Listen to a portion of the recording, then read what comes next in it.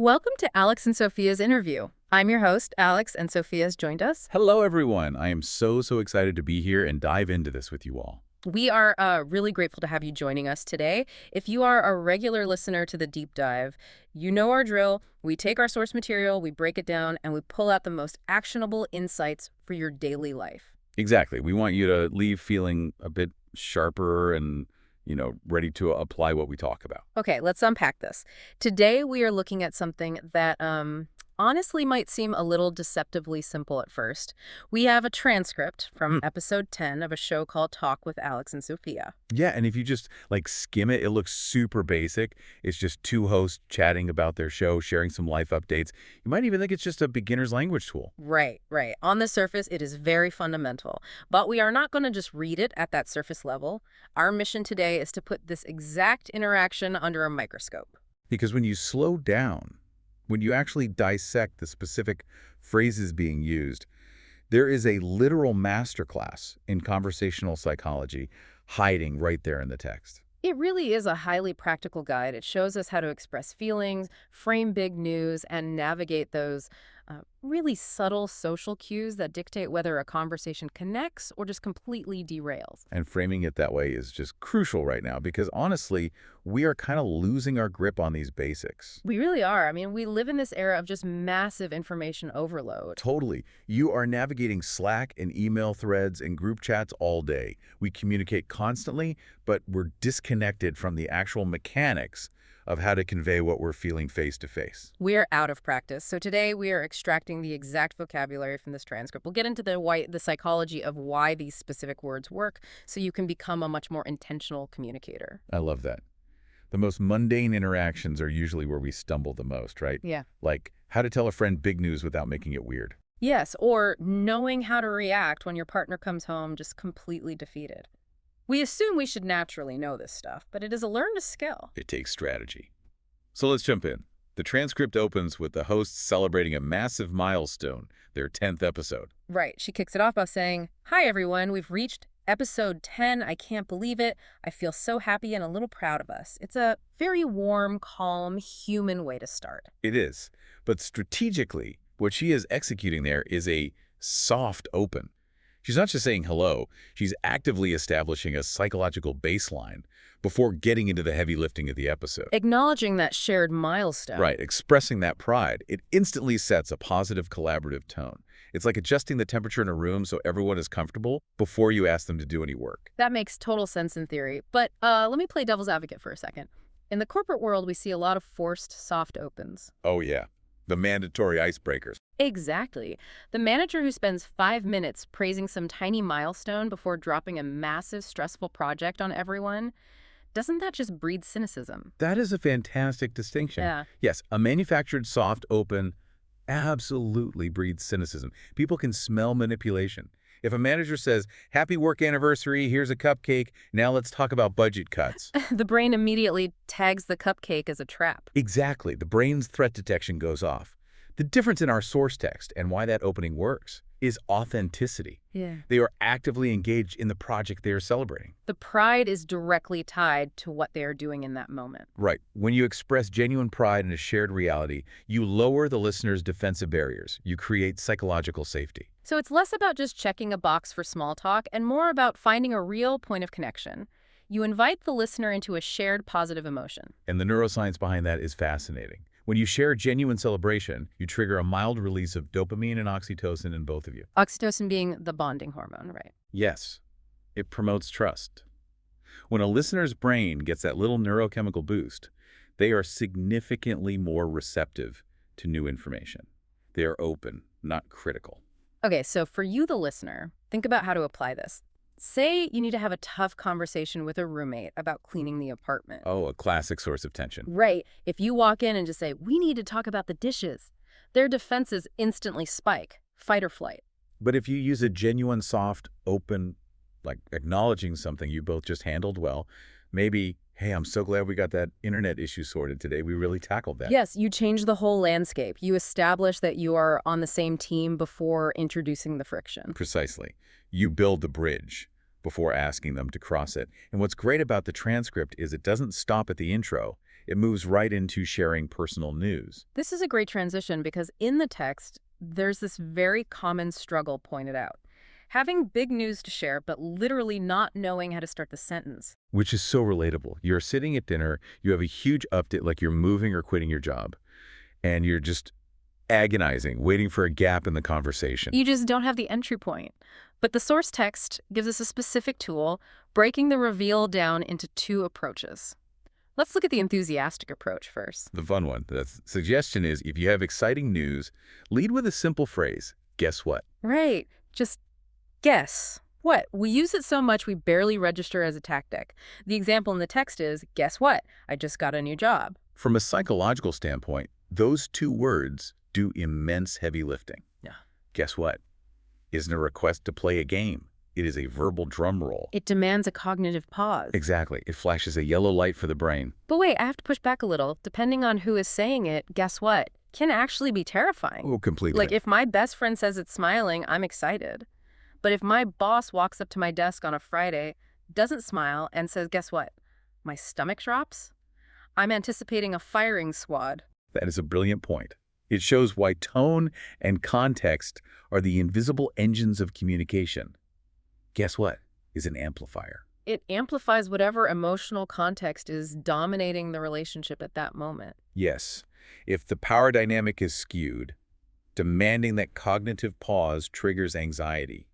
It triggers the orienting response, our evolutionary mechanism for spotting threats. So if you use it right, with a warm, energetic tone, you signal, stop cruising on autopilot, something good is coming. You give them the 2 seconds they need to mentally prepare to receive good news. You preemptively tell them to get ready to smile. It prevents that awkward lag where they just stare at you blankly. But obviously not all news is positive. If the news is heavy, guess what? Is wildly inappropriate. Right, and you need a completely different framing for serious news. The text suggests, I've been wanting to tell you. Just hearing that phrase, I've been wanting to tell you, it drops the tempo of the room instantly. It forces you to lean in. The text uses the example, I've been wanting to tell you I'm moving to a new apartment next month. It shifts from casual banter to a real focused conversation. What is the mechanic making that so effective for serious updates? What's fascinating here is the implication of premeditation. When you say, I've been wanting to tell you, you explicitly tell the listener, this isn't a random thought. It's not off the cuff. Exactly. You are saying you've been carrying this around, thinking about it, and you deliberately chose this moment and this person to share it with.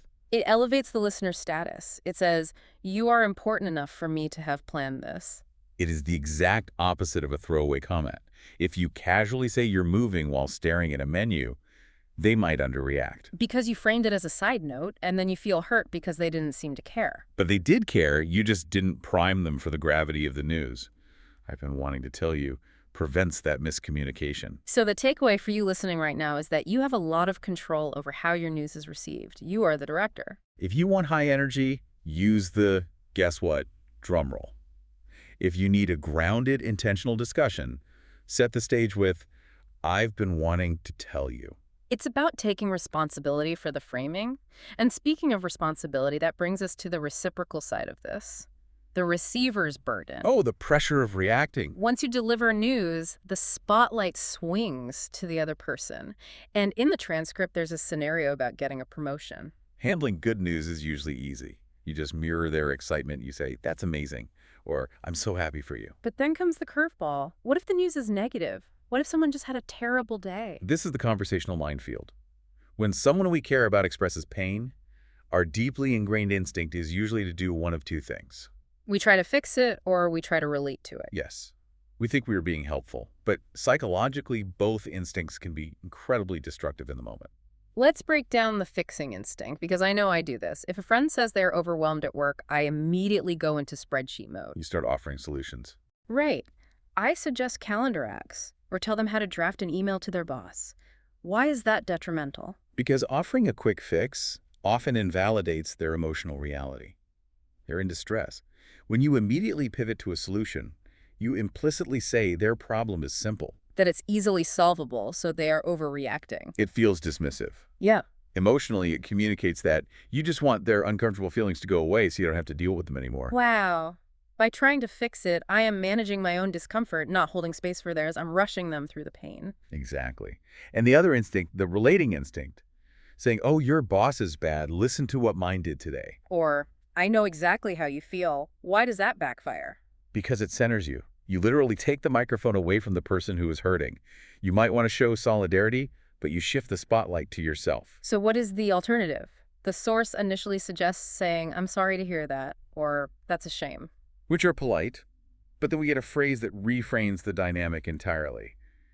That sounds tough. That sounds tough. It validates their feelings. It is the gold standard of empathy. Because when someone is venting, they rarely want to map out of the dark woods right then. They just want to know someone sees the woods and acknowledges it's dark. They want you to stand there with them for a minute. But let me push back. If a friend is devastated over a breakup and I just say, that sounds tough, doesn't that sound a bit clinical? Like a therapist? If you say it in a monotone, detached way, absolutely. It requires the right nonverbal framing, a gentle tone, leaning in. You have to be empathetic and gentle. Yes. And it isn't meant to be the entire conversation. It is an anchor. It proves you are listening without judging or fixing. From there, you can ask, how are you holding up? Right. That sounds tough. Ugh. Actively resist the urge to fix. It resists the urge to center yourself. It acknowledges their reality without claiming you fully understand it. Because you really can never completely understand someone else's lived experience. You are just bearing witness. You are telling them their reality makes sense. It's so liberating for the person venting. They don't have to evaluate a list of solutions. They just get to feel what they feel. It builds a ton of trust. It proves you are a safe harbor. So listeners, treat this as a personal challenge. Next time your partner vents about traffic, bite your tongue. Suppress the urge to offer a different route. Just pause and say gently, that sounds tough. Watch how their posture changes. Watch them take a deep breath because they are finally just being heard. It is a remarkable tool, and it leads us perfectly into the final section. If we want to expertly validate others, we have to accurately express our own internal states. We have to give people something real to validate. Which brings us to the tyranny of, I'm fine. Oh, I'm fine. The ultimate conversational shield? The text issues a direct challenge. Don't just say, I'm fine every time. It's such a hollow, reflexive phrase. It requires zero emotional labor. It reveals no vulnerability. Now, to be fair, sometimes it's necessary social grease. Right, the barista asking how my morning is going does not need my deep psychological profile. Exactly. But the danger is when I'm fine becomes your default with the people who actually matter. Your close friends, your partner. If you are always fine, you become a closed system. No one knows what you are carrying, so no one can help you carry it. You choose isolation under the guise of politeness. So how do we break it? The text gives us very specific vocabulary words. Yes, words like excited, thrilled, exhausted, and overwhelmed. We want to explain these slowly because they are key. They are not obscure words, but we vastly underutilize them. Why is it so hard to just say, I am overwhelmed? It comes down to emotional granularity, the ability to precisely categorize your emotional state. Many people operate on a binary. They feel good or they feel bad. If it's good, they say, I'm fine. If it's bad, they say, I'm stressed or just, I'm fine to avoid it. But emotion isn't binary. There is a huge physical difference between being a little tired and being exhausted. And a massive psychological distinction between being just happy and being excited or thrilled. Using the precise word alters the trajectory of the support you get. Precise words elicit precise support. Think about it. If you ask your partner how their day was and they sigh and say, I'm fine, you might just nod and go watch TV. But if they look at you and say, I'm exhausted, that paints a vivid picture. It tells you they have nothing left in the tank. It's a signal. Maybe you order takeout instead of asking them to cook. High emotional granularity gives your loved ones an instruction manual for how to support you. If you say you are overwhelmed, a good friend knows you don't need a motivational speech. You need help breaking down tasks. But the transcript goes even further. It models how to navigate the complex reality of mixed emotions. This is such a great part. The text takes these granular words and strings them together. I'm thrilled about our 10th episode, but I'm a bit overwhelmed with all the comments. It is brilliantly authentic. It demonstrates emotional maturity. We rarely experience just one pure emotion. Life is messy. We almost always hold conflicting feelings. You can be deeply proud of a promotion, but also terrified of the new responsibilities. The and or the but is where real life happens, Two contradictory things can be true at once. Immense excitement alongside heavy stress. Yet we feel pressure to present a sanitized version of our feelings. If you hit a milestone, you are expected to project pure joy. Admitting you are also overwhelmed feels dangerous. You worry people will think you're complaining or ungrateful. But that sentence destroys the myth. You can own the success. I'm thrilled. While honestly naming the friction, I'm overwhelmed. We need to challenge ourselves to embrace the but. You don't have to sanitize your feelings for other people. When you use precise conflicting words instead of a generic fine, you completely change the depth of your conversations. People crave authenticity. We hide behind, I'm fine, thinking our complex emotions will push people away, but vulnerability actually draws people in. It requires courage, but the reward is deep, authentic support. This has been such a rich discussion. It really has. Let's pull the lens back and summarize what we've unpacked. We started with the soft open, acknowledging milestones to lower defenses and build trust. Then we explored the reveal. Guess what? Functioning as a cognitive pause for good news. And I've been wanting to tell you, signaling premeditation for serious matters. We tackled the receiver's burden, learning to suppress the urge to fix, and instead validating with a gentle, that sounds tough. And we dismantled the tyranny of, I'm fine, using precise words like excited, exhausted, and overwhelmed to give people that instruction manual. Now, the original transcript actually leaves us with a highly practical homework assignment, and we are passing it along to you. The challenge is, tell someone one piece of good news from your week and start with, guess what? Take this into your real-world interactions. In the next 48 hours, find a friend or a partner. Pinpoint one piece of good news. It doesn't have to be massive. Maybe you found a great new book. Right. Physically say the words, guess what, right before you tell them. Watch that cognitive pause happen in real time. Watch their brain shift gears to prepare for the positive update. It's a brilliant, low-stakes exercise. Knowledge is only potential power until you apply it. Test these concepts in the laboratory of your daily life. It's how you build the muscle memory of a skilled communicator. As we close out, we want to leave you with a final thought to mull over. We spent a lot of time on the danger of, I'm fine. So mentally review your last few days. Think back to the last 3 times someone asked how you were, and you just reflexively said, I'm fine. Replay those interactions.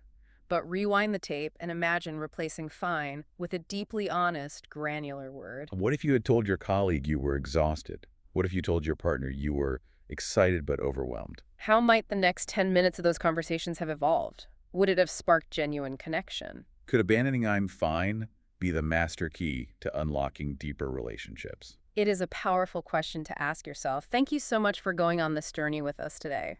Go drop a guess what on someone you love, validate a friend, and expand your emotional vocabulary. We will catch you on the next deep dive.